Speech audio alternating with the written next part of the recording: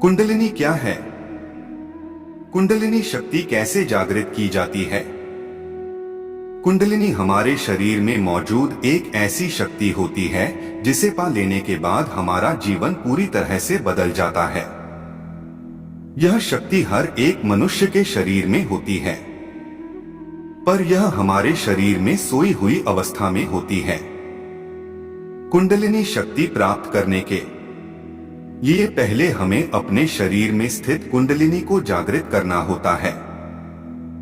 यह कुंडलिनी हमारी रीढ़ की हड्डी के निचले भाग में स्थित होती है।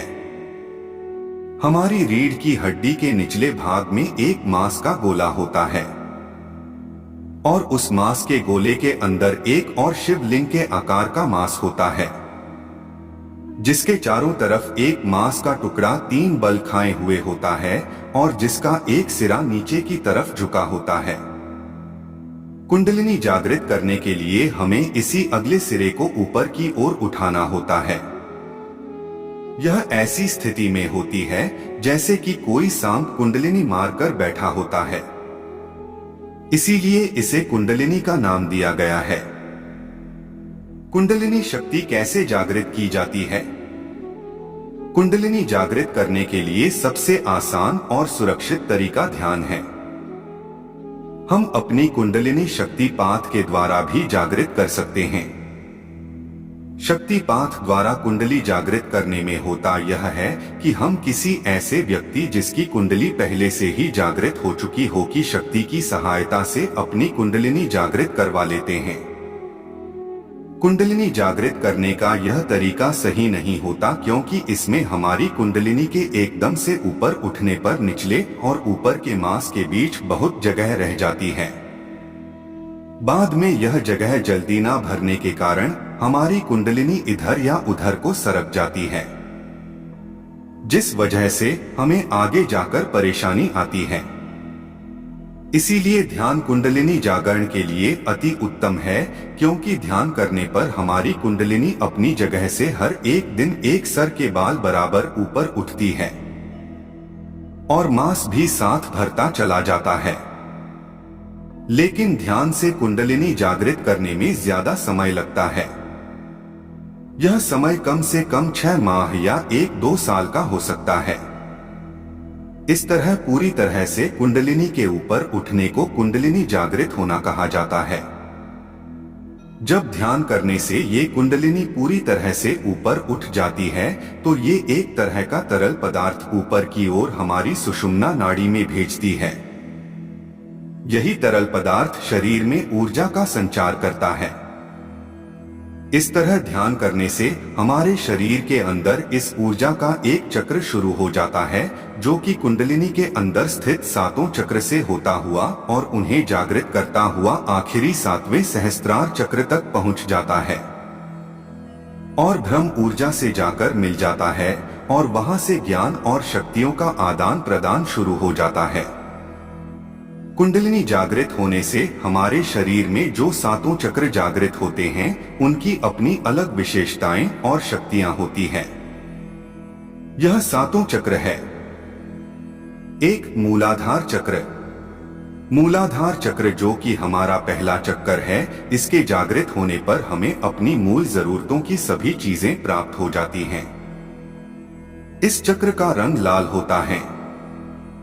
इस चक्र का तत्व धरती होती है। इस चक्र को जागृत करने के लिए हमें लाल रंग और धरती के संपर्क में रहना चाहिए।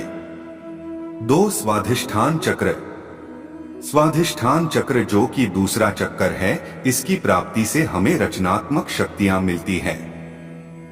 इस चक्र का रंग संतरी होता है। इस चक्र का तत्व पानी होता है। इस चक्र को जागृत करने के लिए हमें संतरी रंग और पानी के संपर्क में रहना चाहिए। 3. मणिपुर चक्र। हमारे तीसरे मणिपुर चक्र से हमें आत्मविश्वास की शक्ति मिलती है।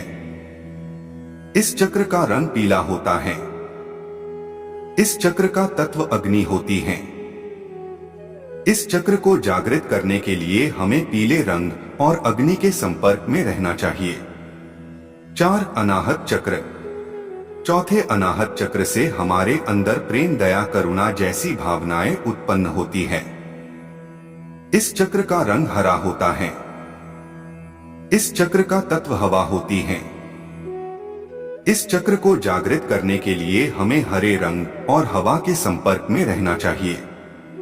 5 विशुद्धि चक्र, जो हमारा 5वां चक्र है, विशुद्धि चक्र, इसके जागृत हो जाने से हमें अद्भुत वाणी प्राप्त होती है। इस चक्र का रंग नीला होता है।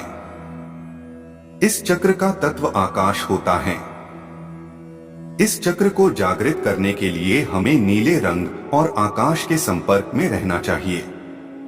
6 आज्ञा चक्र, कुंडलिनी जागरण का सबसे महत्वपूर्ण चक्र है, हमारा छठा चक्र, जो कि है आज्ञा चक्र। इस चक्र के जागृत होने से हमें बहुत सारी शक्तियां मिल जाती है, जैसे कि अचानक अद्भुत ज्ञान, दिव्य दृष्टि, दिव्य वाणी का प्राप्त होना। अचानक से ज्योतिष विद्या, हस्तलेख विद्या, अंक ज्योतिष विद्या, हस्तरेखा विज्ञान, टेलीपैथी, टैरो कार्ड रीडिंग, अद्भुत शक्तियों का मिल जाना, भविष्य में होने वाली घटनाओं का पूर्ण ज्ञान होना, किसी के भी मन की बात जान लेना, किसी भी बीमारी के इलाज का पता चलना या किसी भी वैज्ञानिक खोज आदि का अपने आप ही पता चल जाना, किसी भी ग्रंथ, भगवान की तस्वीर, यंत्र, मंदिर या जगह आदि में छिपे गूढ़ रहस्यों का अपने आप ही ज्ञान हो जाना, किसी का अपनी मानसिक शक्ति के द्वारा या प्रार्थना के द्वारा इलाज करवाना, अपनी अंतरात्मा की आवाज सुनाई देना और उसके द्वारा मार्गदर्शन पाना आदि। 7 सहस्त्रार चक्र, हमारा 7वां चक्र है सहस्त्रार चक्र। इस चक्र के जागृत होने से हमें विश्वव्यापी ज्ञान की प्राप्ति होती है, जिसे हम प्रबोधन या एनलाइटनमेंट भी कहते हैं। इस चक्र का रंग जामुनी होता है।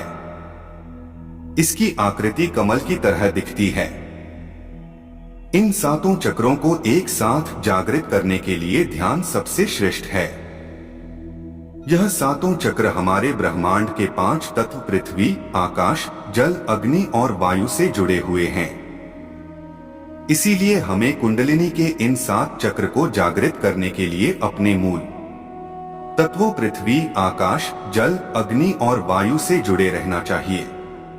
इस तरह से हम ध्यान की सहायता से अपनी कुंडलिनी शक्ति को जागृत करके अपने जीवन को और आसान बना सकते हैं।